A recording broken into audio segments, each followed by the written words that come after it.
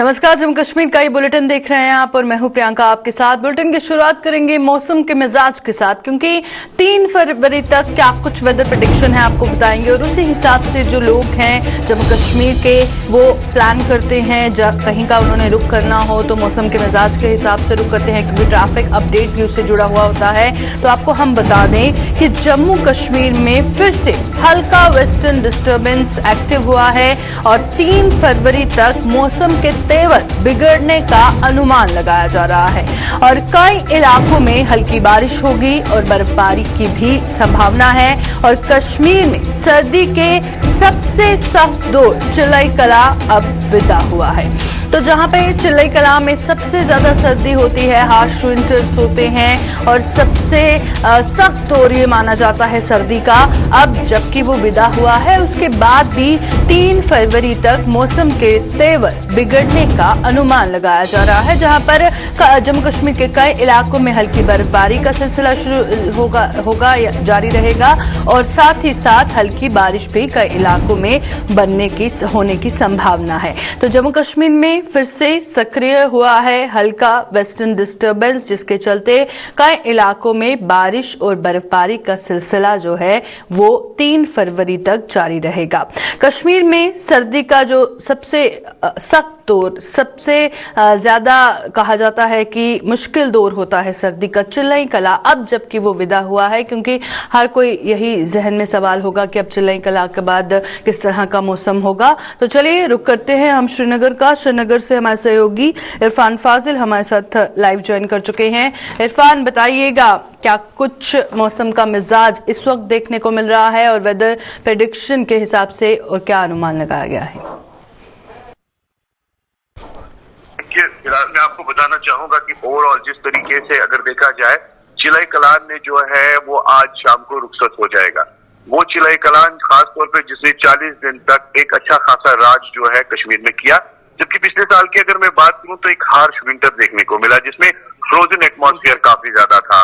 कह सकते हैं कि नल के पाइप, टंकियां, वाटर बॉडीज सब जम गई थी और माइनस जो है काफी ज्यादा दिखाई दिया। मगर इस साल अगर मैं बात करूं तो चिलई कलान का असर जो है खास तौर पे कश्मीर में ज्यादा ना रहा, क्योंकि हमने देखा कि जबकि 10 के करीब वेस्टर्न डिस्टर्बेंस दिखाई दी, मगर उस 10 में अगर देखा जाए तो 3 ऐसी वेस्टर्न डिस्टर्बेंस दिखाई दी जिसमें बर्फबारी और बारिश के इम्कान देखने को मिले। फिलहाल अगर मौसम के हवाले से बात करें तो अच्छी खासी धूप इस वक्त वादी कश्मीर में खिली हुई है और आज रात को ये 40 दिन का जो ये राजा है चिलई कलान चला जाएगा। उसके बाद 20 दिन का जो है चिलई खौर्द स्टार्ट हो जाएगा और उसके बाद 10 दिन के लिए चिलबचा भी स्टार्ट हो जाएगा। मगर लोगों को जो जिस तरीके से जो इस चिलई कलान का डर रहता है, अब लोगों को राहत की सांस मिल चुकी है और लोग ये जरूर मानते हैं कि इस बारी ज्यादा विंटर्स हार्श नहीं थे। अब जबकि मौसम को लेकर बात करें तो मौसमी महकमियात ने आज प्रेडिक्शंस फिर से लगाई है। एक वेस्टर्न डिस्टर्बेंस जो है वो फिर से दिखाई देगा आज शाम से, जिसका असर जो है खास तौर पर जम्मू कश्मीर में रहेगा, जिसमें बारिशों के हवाले से इम्कानात बताए गए हैं जो एक तकरीबन 2-3 दिन तक रहेंगे।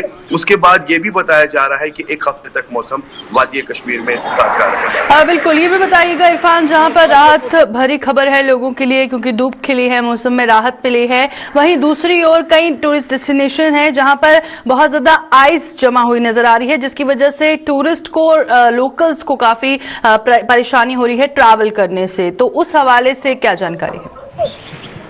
देखिए, जाहिर सी बात है, जब बर्फबारी होती है तो कुछ ऐसे इलाके भी हैं जहां पर फ्रोजन एटमॉस्फेयर बन जाता है, जहां धूप नहीं पहुंच पाती है। अगर मैं बात करूं खासतौर पर गुलमर्ग को लेकर, सोनमर्ग को लेकर, जो हायर रीचेस है वहां पर कुछ ऐसे स्लोप्स बन जाते हैं, फ्रोजन स्लोप्स बन जाते हैं जहां पर ट्रैवलर्स को ट्रैवल करने में मुश्किलात आते हैं। खासतौर पर अगर देखा जाए गाड़ी चलाने में प्रॉब्लम्स आती है, चलने फिरने में प्रॉब्लम्स आती है। मगर इस साल अगर देखा जाए उसका ज्यादा असर नहीं है, क्योंकि मैंने आपको पहले भी बताया कि हमें याद है साल 2021 में और डल झील जो है तकरीबन पूरी मुंजमद हो गई थी चिलई कलान में और -9-10 के करीब शहर श्रीनगर में टेम्परेचर चला गया था। इस बारी ऐसा नहीं रहा। इस बारी डल झील जो है ज्यादा जम नहीं पाई, सड़कें जो है ज्यादा एटमॉस्फेयर, फ्रोजन एटमॉस्फेयर में नहीं दिखाई दिए, जिसकी वजह से कह सकते हैं कि चिलई कलान में उतना असर नहीं दिखाई दिया। अब ये जरूर बात है कि जिस तरीके से चिलई खौर्द की बात करेंगे, अब देखने वाली बात होगी 20 दिन जो है किस प्रकार रहेंगे, ठंड में क्या इजाफा होगा, बर्फबारी या बारिशें होंगी, मगर खास तौर पर देखा जाए जो इम्पैक्ट चिलाई कलान का रहता है, जब बर्फ जम जाती है, अगर चिलाई कलान में बर्फ होती है हेवी, तो वो लॉन्गर टाइम के लिए रहती है। ऐसा कुछ है नहीं, इस वक्त वादी कश्मीर का मौसम साजगार है। बिल्कुल, शुक्रिया इरफान ज्वाइन करने के लिए। इरफान फाजिल हमारे साथ लाइव ज्वाइन किए हुए थे, जो बता रहे थे कि वादी कश्मीर का मौसम साजगार है और चिलाई कलान के विदा होने के साथ ही जो राहत है लोगों को हो रही है। और आज की बात करें तो धूप खिली हुई हर जगह पर नजर आ रही है। हालांकि 3 फरवरी तक जो वेदर प्रेडिक्शन है, मौसम के तेवर बदलेंगे, हल्की बारिश और बर्फबारी का सिलसिला जारी रहेगा।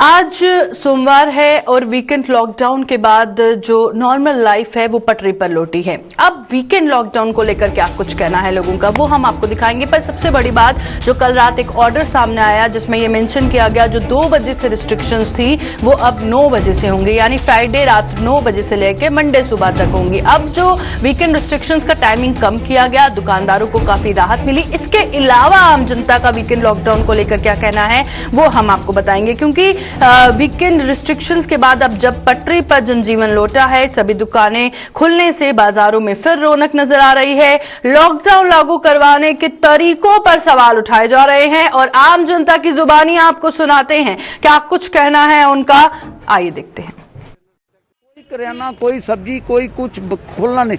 लोग तो पिकनिक मनाने निकलते हैं घरों में, उनको पता है हर चीज़ खाने को मिल जाएगी, हर चीज़ मिल जाएगी। उनके लिए कोरोना नाम की चीज़ ही नहीं है, और जो कि एक अच्छा सिंबल नहीं है। कभी ठीक है, आजकल कुछ कोरोना केसेस में थोड़ी सी कमी आई है तो कल फिर बढ़ गए,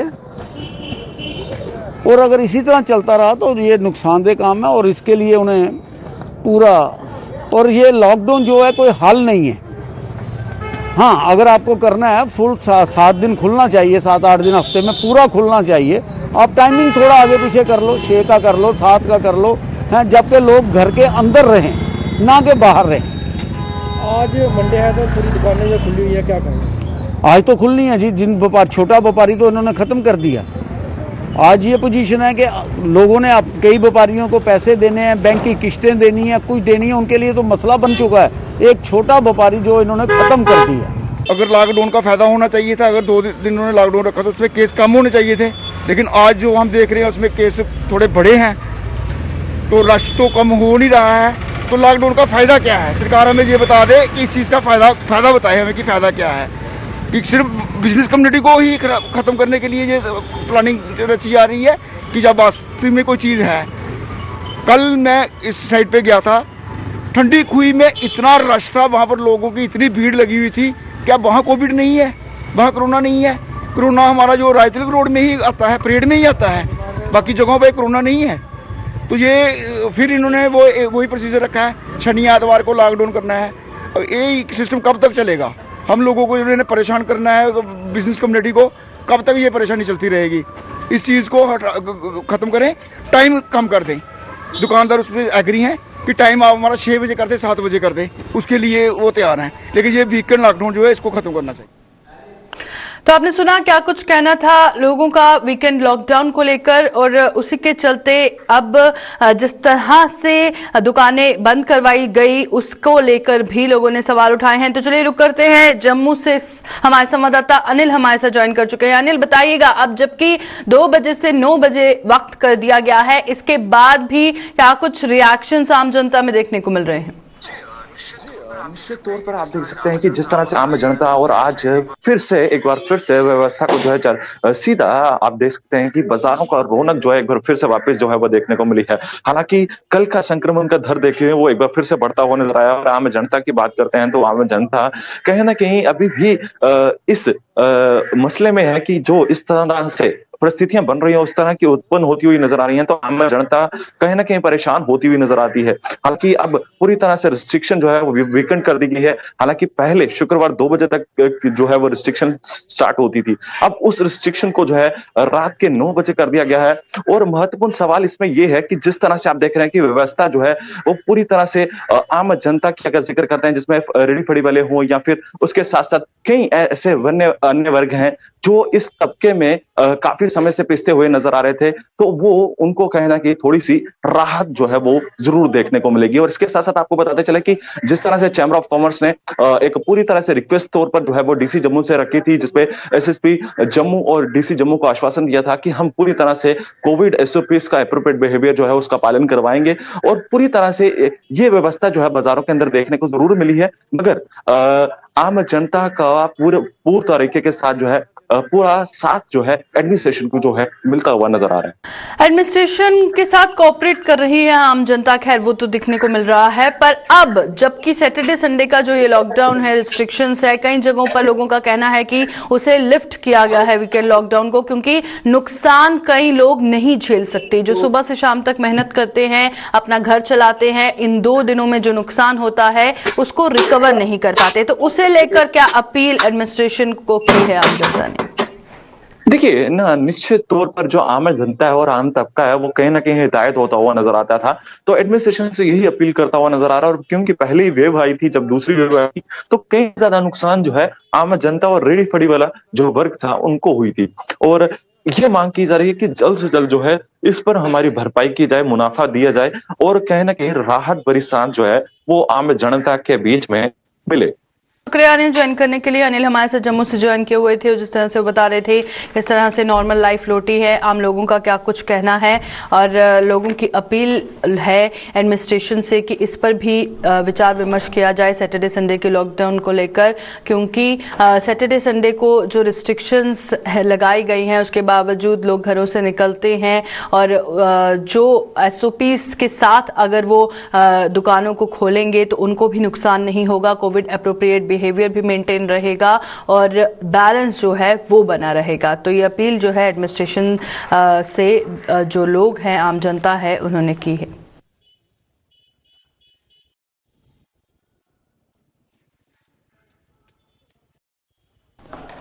तो चलिए अब रुक करते हैं सांबा का, क्योंकि सांबा से खबर सामने आ रही है कि वहां पर चोरियों के मामले थमने का नाम ही नहीं ले रहे हैं। एक बार फिर देखने को मिला है, एक दुकान में वेल्डिंग मशीन उठाकर चोर रफू चक्कर हुए हैं, और सांबा में चोरों के आतंक के आगे पुलिस मस्तक हुई है।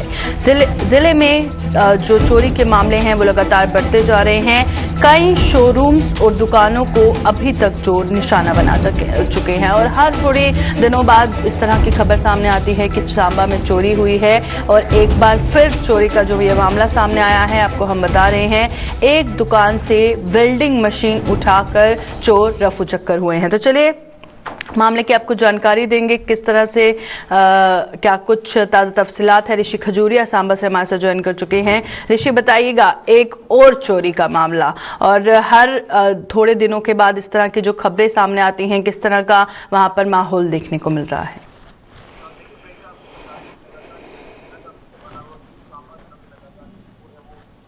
को टारगेट कर रहे हैं, शोरूम को टारगेट कर रहे हैं, कई दुकानों को टारगेट किया जा रहा है। और आज भी सुबह होते होते एक वेल्डिंग शॉप पर एक चोरी की वारदात पेश आई। यहाँ पर लगभग 1 लाख के आसपास की ये जो मशीन है वेल्डिंग की, ये चुराई गई है, और यहाँ चोर 1 या 2 नहीं, यहाँ ज्यादा ग्रुप के होने का आशंका जताई जा रही है। और खासतौर पर अगर बात करें तो कल भी आपने देखा कि बड़ी ब्राह्मणा में भी कई इलाकों को टारगेट किया गया, घरों को टारगेट किया गया, वहां पर भी चोरों ने लोगों के घरों पर सेंध लगाई, और उसमें कुछ विशेष समुदाय के लोगों का जिक्र किया जा रहा है कि उन्होंने इन घरों को टारगेट किया है।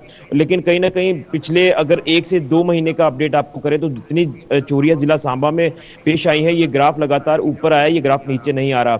और इसके पीछे की एक वजह ये भी बताई जा रही है कि जिस तरह से ड्रग्स का प्रचलन काफी ज्यादा हो चुका है, और ड्रग्स खरीदने के लिए जब इन चोरों के पास पैसे नहीं होते तो ये लोगों के घरों को टारगेट करते हैं, और खासतौर पर बिजनेस एस्टेब्लिशमेंट्स को टारगेट कर रहे हैं। तो ये लगातार ये सिलसिला जारी है, और कहीं ना कहीं पुलिस जो दावा कर रही है कि हम इसके ऊपर धरपकड़ भी चोरों की कर रहे हैं, लेकिन मुझे लगता है कि शायद इसमें पुलिस काफी निचले स्तर पर काम करती हुई नजर आ रही है। कई बार हमें यह भी सुनने को मिलता है कि जब लोगों के घरों पर चोरियां होती है, टारगेट लोगों के घरों को किया जाता है, पुलिस के पास जब ये लोग जाते हैं तो उसी टाइम एक्शन नहीं किया जाता पुलिस की तरफ से। ये कहा जाता है कि इसके ऊपर हम काम करेंगे, आप एप्लीकेशन दीजिए, एफआईआर उसके काफी वक्त के बाद जो वो लॉन्च की जाती है। तो तमाम ये चिंता का विषय बना हुआ है, और खासतौर पर लोगों की जिंदगी को भी खतरा हुआ है, क्योंकि जब ये हथियारों को लेकर आते हैं कई बार लोगों को भी टारगेट किया जाता है। और जिस तरह से ये दुकान में चोरी पेश आई है तो यहाँ सीसीटीवी फुटेज को भी खंगाला जा रहा है, और ये कोई कॉस्टली मशीन है, 1 लाख रुपए के आसपास की ये मशीन बताई जा रही है, और बताया जा रहा है कि यहाँ चोर 1 नहीं बल्कि ज्यादा चोर हो सकते हैं। तो मुझे लगता है कि पुलिस ने यहाँ पर कार्रवाई शुरू तो कर दी है, लेकिन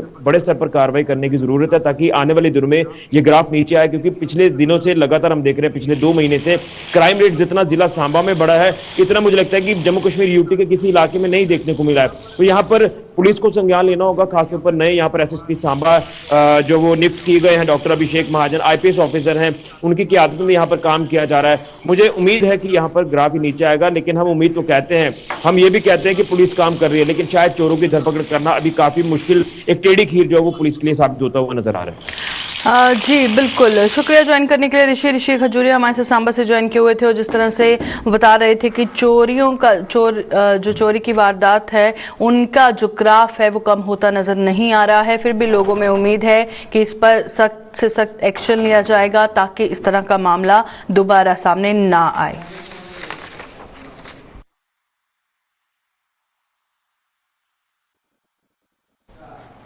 तो चलिए अब रुक करते हैं डोडा का, क्योंकि डोडा से खबर सामने आ रही है कि गुलिस्तान न्यूज की खबर का असर हुआ है और डोडा के बीचों बीच जो बस स्टैंड के पैसेंजर शेड है उसकी हालत में सुधार हुआ है। गंदगी के ढेरों और आवारा जानवरों का घर ये पैसेंजर शेड बना था, बहुत ज्यादा गंदगी थी, उसी के बीच लोग बैठे हुए नजर आते थे और लोगों ने सुनवाई होने पर गुलिस्तान न्यूज का आभार जताया है, क्योंकि कुछ दिन पहले हमने ये खबर चलाई थी कि पैसेंजर शेड में कितनी खस्ता हालत है, कितनी गंदगी वहां पर देखने को मिल रही है और जो जानवर है लोग उसी गंदगी के बीच नजर आते थे बैठे हुए वहां पे, और जो जानवर हैं आवारा जानवर वो भी वहां पर बैठे हुए नजर आते थे। पर अभी आप देखिए कि क्या बदलाव आया है, डोडा के बस स्टैंड के बीचों बीच ये जो पैसेंजर शेड है इसमें सुधार आया है, साफ सफाई हुई है, लोग अब अच्छे से वहां पर बैठे हुए नजर आ रहे हैं जहां पर वो मजबूर थे गंदगी के बीच बैठे हुए। तो चलिए रुक करते हैं, डोडा का वसीम हमारे से ज्वाइन कर चुके हैं। वसीम बताइएगा, जब गुलिस्तान न्यूज पर ये खबर चली उसके बाद किस तरह से इस पर एक्शन लिया गया और इतनी साफ सफाई जो अभी तस्वीरों में वहां पर देखने को मिल रही है पहले क्यों नहीं हुई? बिल्कुल, देखिए आपको बताना चाहूंगा, फिलहाल तो गुलिस्तान न्यूज चैनल की पूरी टीम की तरफ से कोशिश रहती है हर डिस्ट्रिक्ट के अंदर कि अगर लोगों की परेशानियां काफी ज्यादा हैं उनको एडमिनिस्ट्रेशन तक पहुंचाया जाए, एलजी एडमिनिस्ट्रेशन तक पहुंचाया जाए, वो जल्द से जल्द हल हो। और जिस तरह से आपको बताऊं कि डोडा का जो बस स्टैंड है उस बस स्टैंड के पैसेंजर शेड की हालत कुछ दिनों पहले 7 से 8 दिन पहले बद से बदतर हालत थी, चारों तरफ से गंदगी के अंबार थे, कोई भी डस्टबिन नहीं वहां पे था, कुछ नहीं था। कुछ लोगों से भी खास करके हमने वहां पे बात की थी, उनका यही मानना था कि डिस्ट्रिक्ट के अंदर एक ही पैसेंजर शेड है जिसकी बद से बदतर हालत है। तो एडमिनिस्ट्रेशन पे कहीं ना कहीं काफी ज्यादा सवाल उठ रहे थे, कंसर्न म्युनिसिपलिटी पे काफी ज्यादा सवाल उठ रहे थे, जो म्युनिसिपल कमेटी का डिपार्टमेंट है उस पर कहीं ना कहीं सवाल उठ रहे थे। और जिस तरह से आपको बताऊं कि म्युनिसिपल कमेटी डोडा के अंदर जो है वो टोटल फेल होती हुई नजर आ रही है, मगर ये जो आप देख रहे हैं कि साफ सफाई वहां हुई है, ये दाद देनी होगी डिप्टी कमिश्नर डोडा विकास शर्मा जी की। और जिस तरह से आपको बताऊं कि हमने वहां उनको पहुंचाया, डिप्टी कमिश्नर डोडा ने जो ही इस खबर को देखा उसके बाद इस पैसेंजर शेड का विजिट किया, वहां पे जो कंसर्न डिपार्टमेंट है उसको जो है डायरेक्शन दी कि जल्द से जल्द इस पैसेंजर शेड को ठीक किया जाए। और हमने देखा कल की इसको साफ सफाई भी वहां पे की गई और आप देख सकते हैं लोग कितना खुश नजर आ रहे हैं। लोगों से भी हमने खास बातचीत की, उनका यही कहना था कि गुलिस्तान न्यूज नेटवर्क की वो तारीफ काफी ज्यादा कर रहे थे, उनका शुक्रिया अदा कर रहे थे। जिस तरह से काफी टाइम से लगभग 2 से 3 साल से हम देख रहे थे कि बद से बदतर हालत है, सिर्फ बनाया गया था और आज की डेट में वो डिफंक्ट देखने को मिल रहा था, मगर जब हमने खबर चलाई उसके बाद खबर का असर साफ तौर पर देखने को मिला। जी शुक्रिया वसीम ज्वाइन करने के लिए। तो वसीम जिस तरह से बता रहे थे कि लोग खुश हैं कि खबर का असर हुआ है और अब साफ सफाई वहां पर नजर आ रही है और गंदगी जो है काफी बीमारियों को न्योता देती है। अब लोग बिना चिंता के इस बस स्टैंड पे जो है इस पैसेंजर शेड पे जो है आराम से बैठ सकते हैं बिना किसी खतरे के, क्योंकि पहले गंदगी के बीच जब बैठते थे काफी मजबूरी में बैठते थे। अब राहत भरी खबर यह है कि इसमें अच्छे से साफ सफाई करवाई गई है।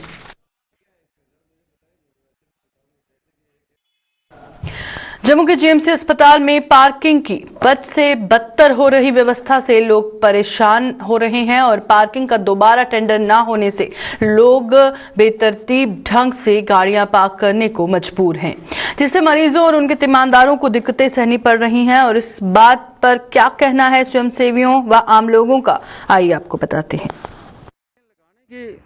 व्यवस्था है वो सही नहीं है और सबसे बड़ी बात यह है कि आज तक ये हॉस्पिटल का प्रशासन इमरजेंसी गेट से लेकर जो हमारा मेन गेट है जहाँ से गाड़ियाँ हॉस्पिटल के अंदर इंटर करती हैं, वहाँ से लेकर इमरजेंसी गेट तक जहाँ पे ट्राली के ऊपर पेशेंट रखना होता है, वो फासला सिर्फ कुछ मीटर का है। आज तक हॉस्पिटल प्रशासन वो अरेंजमेंट कराने में नाकामयाब रहा है कि जहाँ से बड़े गेट से, मेन गेट से जहाँ इमरजेंसी गेट तक गाड़ी पहुँच सके। हर वक्त जहाँ पे जाम लगा रहता है और कई बार सीरियस पेशेंट होता है और उसको इमरजेंसी में पहुँचाना है और कई बार जाम में गाड़ियाँ फंस जाती हैं, जिसका कभी कभी पेशेंट को बड़ा नुकसान होता है। जहाँ पे देखा जाता है कि जब पेशेंट अंदर एडमिट हो जाता है तो उसका अटेंडेंट जब बाहर आता है तो उसकी गाड़ी जाम में फंस चुकी होती है। तो कईयों ने लोगों ने घर में जाना पड़ता है सामान लेने के लिए, कोई दवाइयाँ लेने के लिए, कोई और चीज़ें लेने के लिए। उस वक्त बड़ी परेशानी होती है जब उनकी गाड़ी यहाँ पे जाम में फंस जाती है। तो इस जो दिक्कत इस वक्त आ रही है, इसका तुरंत कोई ना कोई निवारण हॉस्पिटल प्रशासन को करना चाहिए।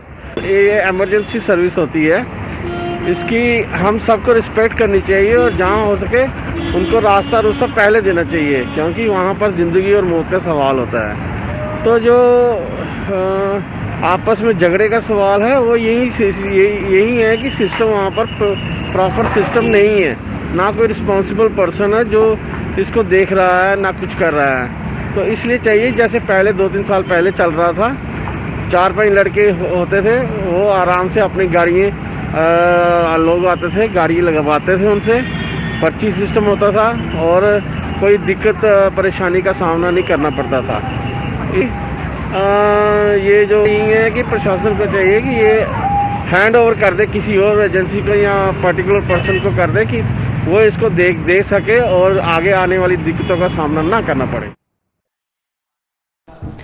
ग्रामीण हलकों में नए निर्माण कार्यों को लेकर सरकार द्वारा तय किए नियमों का कड़ा विरोध हो रहा है। नए नियमों को लेकर आरएसपुरा के सलाड़ में बहुजन समाज पार्टी द्वारा विरोध प्रदर्शन किया गया और इन नियमों को जल्द वापस लेने की मांग की गई।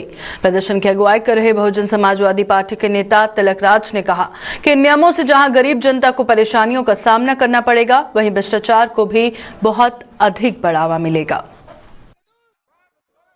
जो 22 तारीख को इन्होंने लागू किया कि हर गांव के अंदर कोई भी अगर किसी ने कोई छोटा सा मकान बनाना हो, कोई रसोई बनानी हो, कोई बाथरूम बनाना हो, कोई छोटा खुरली मवेशियों के लिए, चाहे के लिए कोई खुरली बनानी हो, उस पर जो इन्होंने कानून लागू किया है कि जिसके पंचायत की परमिशन चाहिए, बीडीओ की परमिशन चाहिए, पटवारी तहसीलदार की चाहिए। पटवारी तहसीलदारों के पास पहले ही बहुत काम है, वो महीना नजर नहीं आते और ये इतना बोझ उन पर डाल दिया है, ये लोगों पर बहुत जुल्म कर रही है सरकार। और हम तो चाहते हैं कि ऑनरेबल जी साहब इस पर फौरन गौर किया जाए और इस कानून को वापस किया जाए, क्योंकि लोग कोरोना की मार से पहले ही परेशान हैं, पहले ही महंगाई के कारण लोग दुखी हैं और दूसरा ये कानून लागू करके लोगों पर और बोझ डाल दिया है। जिला रामबन में कुष्ठ जागरूकता अभियान स्पर्श की शुरुआत हुई है, जिसका शुभारंभ डीसी रामबन मुसत इस्लाम ने किया। डीसी रामबन ने कुष्ठ रोग के इलाज और कोविड टीकाकरण के महत्व के बारे में जिले के लोगों को जागरूक करने के लिए जिला कार्यालय परिसर जागरूकता रथ को हरी झंडी दिखाकर रवाना किया और ये रथ जिले के विभिन्न ब्लॉकों में जाकर लोगों को कुष्ठ रोग और इसके इलाज के साथ साथ कोरोना महामारी के प्रति जागरूक करेगा। इस अवसर पर additional DC Harvansh Sharma, CMO doctor Mohammad Farid Bhat सहित अन्य अधिकारी भी मौजूद रहे। लेप्रेसी डे पे डिस्ट्रिक्ट रामबन में आईईसी कैंपेन जो है वो फ्लैग ऑफ किया है। ये कैंपेन आज से लेकर 13 फेब तक रहेगा और ये कैंपेन जो है हर ब्लॉक में जाएगा, जहां पर हम लोगों को लेप्रेसी जो डिजीज़ है इसके बारे में अवेयर करेंगे और उन्हें जो है सेंसिटाइज करेंगे regarding early signs of leprosy. अगर लेप्रेसी बहुत अर्ली स्टेज में डिटेक्ट होगा तो इसकी फुल ट्रीटमेंट होती है और फुल रेस्टोरेशन होती है। उसके अलावा इस कैंपेन के साथ हमने काफ़ी और चीज़ें भी इंटीग्रेट की हैं, जैसे हमारी इस वक्त डिस्ट्रिक्ट रामबन में 15 to 17 ईयर्स की बच्चों की वैक्सीनेशन की ड्राइव चल रही है। उसमें ऑलरेडी हमने कोई तकरीबन 60% जो बच्चे हैं उनकी वैक्सीनेशन लगाई है, लेकिन अभी भी 40% वैक्सीनेशन जो मोरलेस अराउंड 8,000 बच्चे ऐसे हैं जिन्होंने अभी अपनी वैक्सीन की पहली डोज नहीं लगाई है, और कोविड सर्च में उनका डोज लगाना बहुत ज़रूरी है। इस कैंपेन में उसको भी इंटीग्रेट किया जाएगा, और ख़ास तौर से हमारा जो कोविड अप्रोप्रिएट बिहेवियर है, जैसे कि आपको पता है पिछले 8-10 दिनों में हमारे केसेस काफ़ी बड़े हैं, और कोविड में अभी भी हमारे पास 650 एक्टिव केस लोड है। तो लोगों को कोविड अप्रोप्रिएट बिहेवियर, मास्क लगाना, डिस्टेंस मेंटेन करना, और उसके अलावा अननेसेसरीली जब तक कोई इमरजेंसी ना हो पब्लिक प्लेसेस में ना आने के बारे में भी लोगों को जो है वो जो है अवेयर किया जाएगा।